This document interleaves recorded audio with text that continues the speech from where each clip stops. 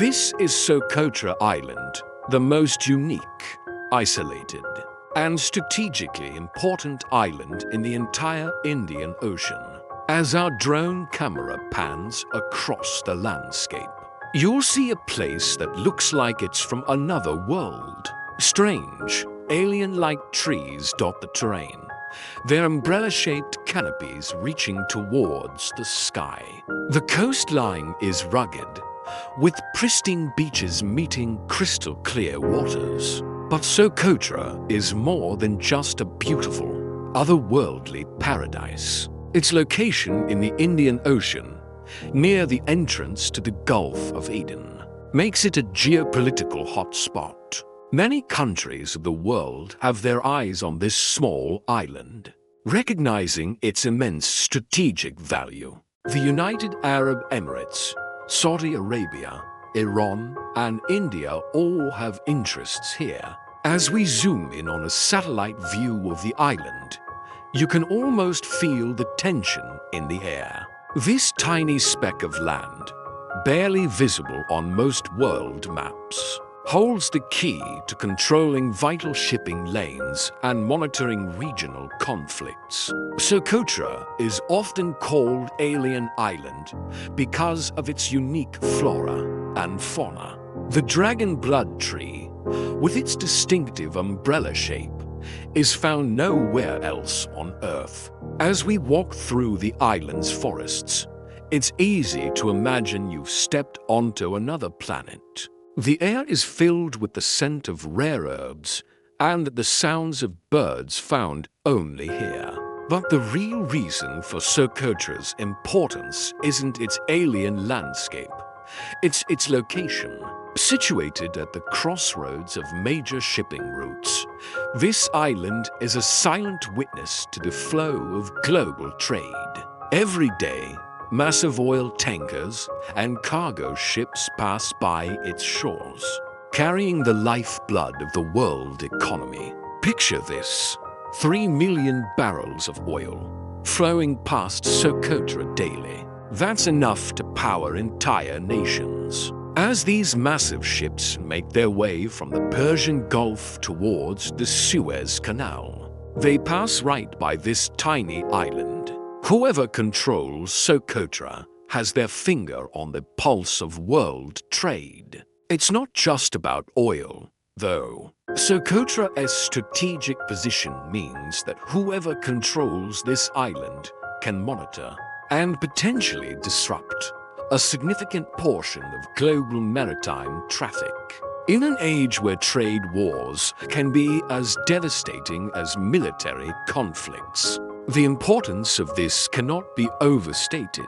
The island is also a crucial refueling and resupply point for navies patrolling these waters. With piracy still a threat in the region, Socotra serves as a vital base for anti-piracy operations. From here, warships can quickly respond to distress calls from merchant vessels under attack.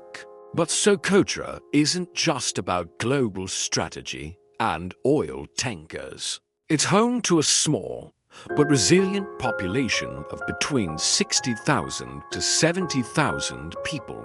These islanders have lived here for centuries, adapting to the harsh environment and developing a unique culture.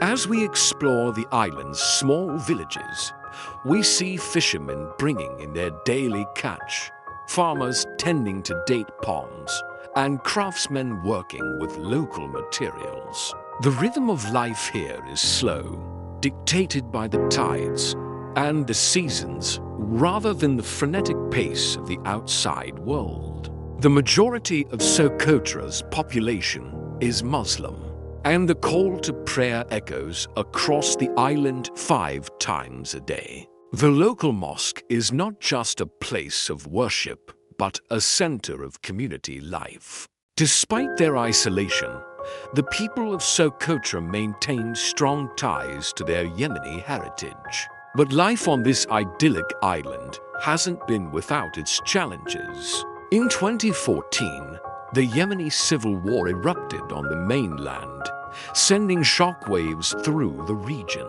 While Socotra itself remained largely untouched by the direct violence, the conflict had far-reaching consequences for the island and its people, as rebel forces, known as the Houthis or Ansarallah, seized control of Yemen's capital Sana'a. The internationally recognized government was forced to flee. Suddenly, Socotra found itself caught in a complex web of international politics and regional rivalries. On one side, we have the United States and its allies supporting the exiled Yemeni government. On the other, Iran backs the Houthi rebels. And in the middle of this geopolitical chessboard sits Socotra, its strategic value now more apparent than ever.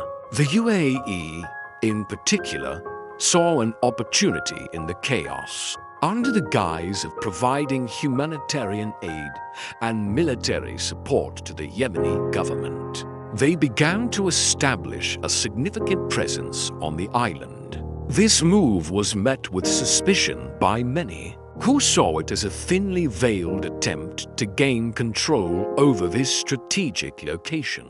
In 2015, nature reminded everyone of Socotra's vulnerability when a powerful cyclone struck the island. The storm caused widespread damage, destroying homes and infrastructure. But in the aftermath, something unexpected happened. The UAE, along with Saudi Arabia, rushed in with aid and support. This humanitarian response marked a turning point in the UAE's relationship with Socotra, as they helped rebuild homes, schools, and hospitals. Many locals began to view the Emirates not as occupiers, but as benefactors. The lines between aid and influence began to blur. By 2018, the UAE's presence on the island had grown significantly. They established military bases, expanded the airport, and invested heavily in infrastructure projects. All of this was done under the pretext of supporting Yemen in its fight against the Houthis and providing humanitarian assistance. But the reality was more complex. The UAE's actions in Socotra were part of a larger strategy to expand its influence across the region. By controlling this island, they gained a foothold in one of the world's most important maritime choke points. As we fly over the newly expanded airport, we can see UAE military aircraft on the tarmac.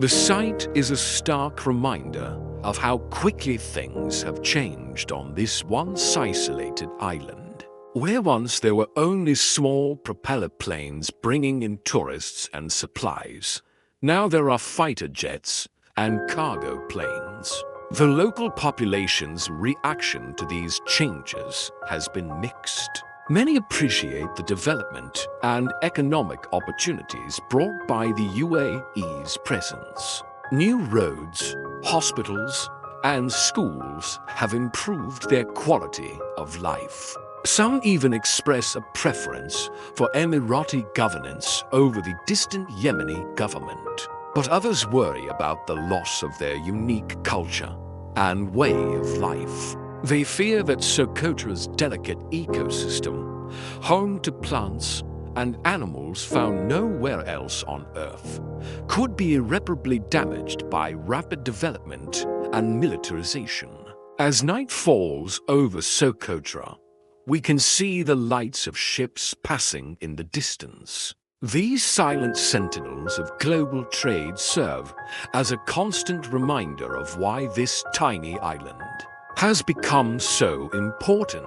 In the darkness, it's easy to imagine the watchful eyes of radar operators, monitoring every movement in these strategic waters. The UAE has built more than just an airbase here.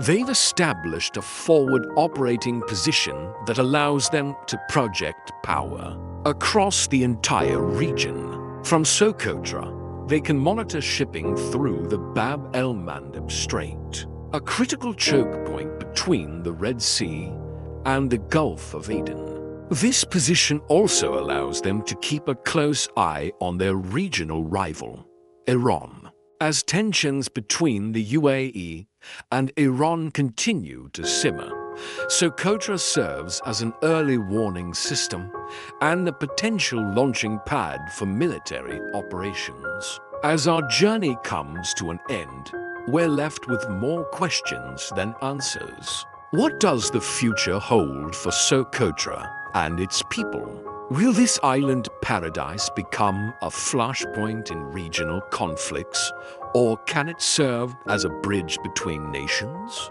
One thing is certain, this small island, barely visible on most maps, will continue to play an outsized role in global politics and trade. As long as oil flows through nearby waters and nations vie for control of strategic choke points, Socotra will remain in the spotlight. As we take one last look at the dragon blood trees silhouetted against the setting sun, we're reminded of the delicate balance between progress and preservation.